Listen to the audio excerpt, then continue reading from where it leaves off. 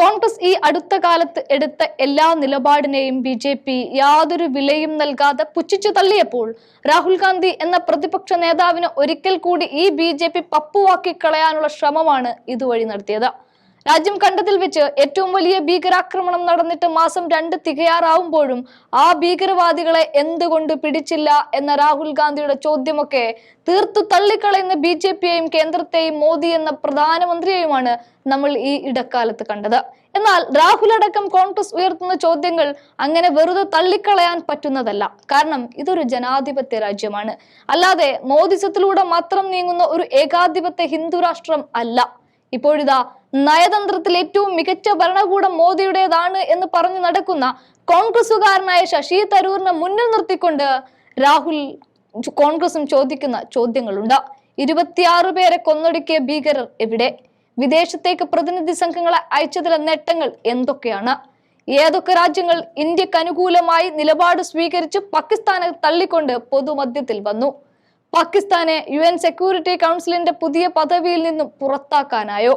India Pak സംഘർഷത്തിൽ എന്തിനു മധ്യസ്ഥരായി അമേരിക്കയെ ഉൾപ്പെടുത്തി?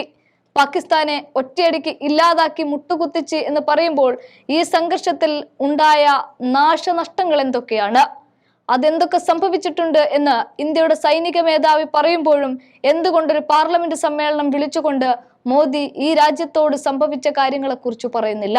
കോൺഗ്രസിനെയും രാഹുലിനെയും പുച്ഛിച്ചു തള്ളുന്നവർ ഉത്തരം പറയാനുള്ള മടി കൊണ്ടാണ് എന്ന് ഈ ചോദ്യങ്ങളിൽ നിന്നും വ്യക്തമാണ്. ഇപ്പോഴിതാ ഗസ വെടിനിർത്തലുമായി ബന്ധപ്പെട്ട UN പ്രമേയ വോട്ടെടുപ്പിൽ നിന്നും വിട്ടുനിൽക്കുകയാണ് ഇന്ത്യ. അതാണ് ഇപ്പോഴത്തെ ഇന്ത്യയുടെ നയതന്ത്രം. ഇന്ത്യയുടെ നടപടിയിൽ കേന്ദ്ര സർക്കാരിനെതിരെ രൂക്ഷ വിമർശനവുമായി കോൺഗ്രസ് പിന്നെ എങ്ങനെ രംഗത്ത് വരാതിരിക്കും? ഇന്ത്യയുടെ നടപടി അങ്ങേ അറ്റം ലജ്ജാകരമാണ് എന്നാണ് കോൺഗ്രസ് കുറ്റപ്പെടുത്തുന്നത്. സമാധാനത്തിനും നീതിക്കും മനുഷ്യന്റെ അന്തസ് ഉയർത്തുന്നതിനും വേണ്ടി ഇന്ത്യ എപ്പോഴും നിലകൊണ്ടിട്ടുണ്ട് എന്ന് കോൺഗ്രസ് ഓർമ്മിപ്പിച്ചുകൊണ്ടാണ് ഇത് ലജ്ജാകരം എന്ന് പറയുന്നത്. സമൂഹ മാധ്യമങ്ങളിലൂടെയാണ് കേന്ദ്ര സർക്കാർ നിലപാടിനെതിരെ കോൺഗ്രസ് രംഗത്തെത്തിയത്. ഗസയിൽ സ്ത്രീകളും കുട്ടികളും ഉൾപ്പെടെ 60,000-ഓളം ആളുകളാണ് കൊല്ലപ്പെട്ടത്. ആയിരക്കണക്കിന് ആളുകളാണ് പട്ടിണി കിടന്ന് മരിക്കുന്നത്. അന്താരാഷ്ട്ര സഹായം തന്നെ നിലച്ചു. ഇതൊരു മാനുഷിക ദുരന്തമാണ്. ഇത്തരമൊരു ഘട്ടത്തിൽ ഗസയിലെ വെടിനിർത്തലിന് വേണ്ടി ഇന്ത്യ നിലകൊള്ളണമായിരുന്നു. എന്നാൽ യുദ്ധം, വംശഹത്യ, നീതി എന്നിവയ്ക്കെതിരായ തത്വാധിഷ്ഠിത നിലപാട് ഇന്ത്യ ഉപേക്ഷിച്ചിരിക്കുകയാണ്. ഇന്ത്യ എപ്പോഴും ഫലസ്തീനൊപ്പം നിൽക്കാൻ തീരുമാനിച്ചത് ഒരു നിലപാടിന്റെ ഭാഗമാണ്, അല്ലാതെ തന്ത്രപരമല്ല.